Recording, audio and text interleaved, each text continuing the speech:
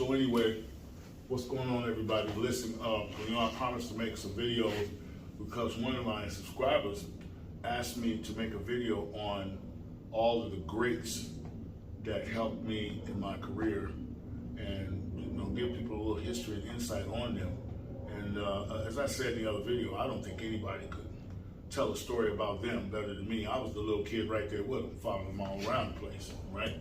But today, Jeremiah brought up a story that I really liked, and I want to talk about it. I won't keep you too long, but I want to talk about this story because it's about training, and I want to show you the illusions that training presents to the public, right? Which is an unfair illusion to people who are attempting to learn or people who are attempting to understand while they're watching, right? People who are attempting to make maybe a purchase, right? And they buy an illusion, right?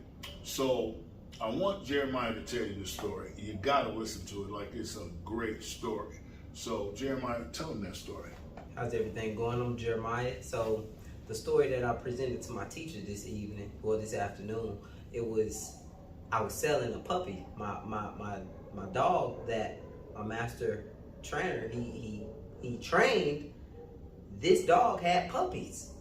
And I was talking about Classic. Classic. Okay. She had puppies. Right. And I was selling one of the puppies. The individual, he arrived. My mailbox is aligned with my fence. So the guy pulled in front of the mailbox and he got out of the vehicle. And I hear my dog barking in the background, but I'm really not paying too much attention to it because I'm like, okay, well, the dog is good. She always barks when she hears somebody or sees someone. So the guy gets out of the vehicle and we do the transaction. Right. He puts the puppy in the vehicle. Right. But she wasn't doing this because of the puppy. She was doing this because of the man. Right. He puts the puppy up. Right. And I hear like chewing, like wood breaking. And I look back and my dog is trying to break the fence to get to the man.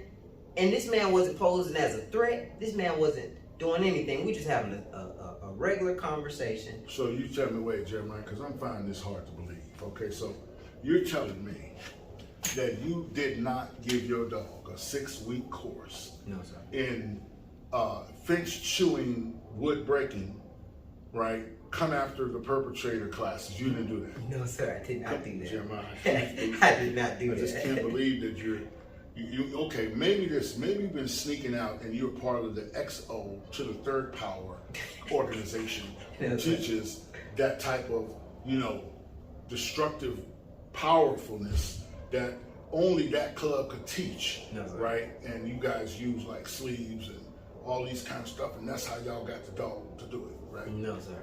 None of that. None of that. No, sir. No, sir. One more time, Jeremy, because I think you're telling me a fib. You telling the truth, man. Look. I'm telling you. You telling this dog actually came and ripped the gate off and broke the wood to try to come at that man. I had to go and tell her, stop chewing on my fence and put her up because she was breaking the fence trying to get to the man thinking I wasn't any harm. Okay. I wasn't, and I didn't say anything. Watch him. So how many people have come by there to get puppies and she was there? No. This was the first individual. This was the first one? Yes, okay, sir. okay. So here's the point I'm making. Most people are going to think she was protecting her puppies, right? I don't mind them thinking that. Here's what I don't want them to think. I don't want them to think they have to train their dogs to jump over this and jump through that and jump in a truck and jump out the truck. Listen, you need to go get some real dogs. That's the first thing you need to do. Stop buying these Maypops, okay, and get a real dog. Because the dog with the right bloodline is going to be, when you raise it properly, when you nurture that dog properly, that dog is going to know. He's going to have an innate ability or desire to protect you. All we do is amplify, right, the original intention for that particular puppy or dog, right? Particular breed, right? You have to work harder when dogs or puppies are not made for that, and they have a tendency to perform that. You may have to work harder. But when you start talking about Malinois and Rottweilers and German Shepherds and Doberman Pinschers, if you've raised him or her properly, and that's not the only ones, because I kind of like them Kangles. That's a big old rascal. Huh? Yes, sir. But I think a couple of them beat their owners up. But they starting to start videos now of them playing with kids and stuff like that, so people don't think their dogs are just idiots, right? But I think they're some nice dogs. But my point is just that, is that if I gotta go teach my dog, now I went through all this protection, and I gotta go do 57 weeks of obstacles to make my dog protect me, I don't want him. Yes, sir. I do not want him. Come get him and go give him to somebody else, because I don't want him. You know what I mean? Bob raised that dog. Me and my personality, the way I'm gonna treat my dog, listen, ain't no way in the dickens you gonna come to my house and raise no kind of sand. You're not gonna do nothing. I ain't gotta go get no truck and put in the yard for him to jump out of. It's nothing wrong with scenario training. It's nothing wrong with giving them a scenario, but that's not something you should have to teach them. Yes, sir. If they got the foundation protection involved in it, obedience, protection, distractions, that kind of thing, you shouldn't have to go through all that. I agree. You shouldn't have to go through all that. What you really need to do is check out the fact that a lot of these dogs you think bite, don't bite. And you putting a lot of people's in harm's way, right? Right? But that's an amazing story, right? And that's what you're looking for. Like, that's the stuff I look for when I say, that's a good dog. Give me a puppy out of that dog. By the way, I'm getting a puppy out of that dog. I just want y'all to know I got a puppy right now. You know what I mean? So his name is Six. He already got a name. His name is Six.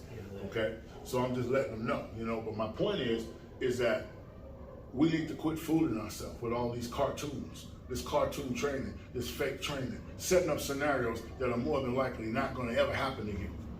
You get what I'm saying? Set your dog up for something that's real. Make it as real as possible. I saw this guy in Canada. I hope this guy watched this video. He impressed me. He's a white boy. He impressed me. Because he had a dude in a shack.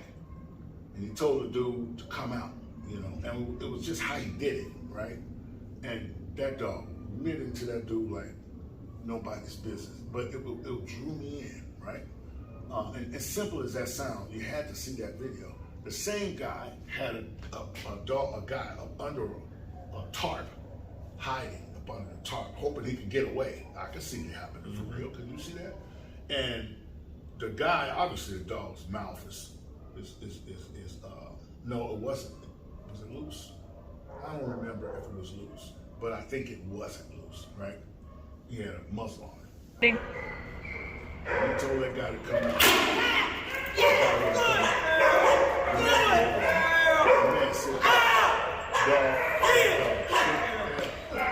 tarp up. I mean, he tossed that tarp up every kind of way. As soon as he saw that man, boom, he hit it. So was the shin on the man's part? Yeah. That's something I can see too. Yeah, Someone trying to steal something, and then they get caught. They come out for it, you know. I see them out, and they trying to hide. I can see that. See that? Yes, sir. You know, and that's the kind of stuff we need to stay within. Plus, we need to remember that it's against the law to send your dog 13,000 feet off your property, down the street, over a gully, you know, through the basketball hoop. You know what I mean? Fire at him 1,600 times. The dog throw a grenade. You know what I'm saying? And then you come back. You know, that's unreal. That's police and military. Don't let nobody deceiving you that you can do that and get away with it. Because if you're dealing with the right police department, I'm gonna tell you what's gonna happen. You going to jail, and your dog gonna be destroyed. Period. Because your dog got no business chasing nobody down the street, around the corner, over the basketball hoop, and through a gopher hole. Nobody. It's not legal. right? You're supposed to teach your dog to work within the confines of the law. Yes, sir. 6 feet, 360 degrees. Your property, that's your area you can defend. Yes, sir. Right? And if the man is trying to get away, you should let him go, because the moment he wants to go and he's trying to stop, you have to let him stop. You can't let your dog kill him, right? We need to stop selling that on people, pushing that on people. You know what I mean? You're not gonna walk down the street like this.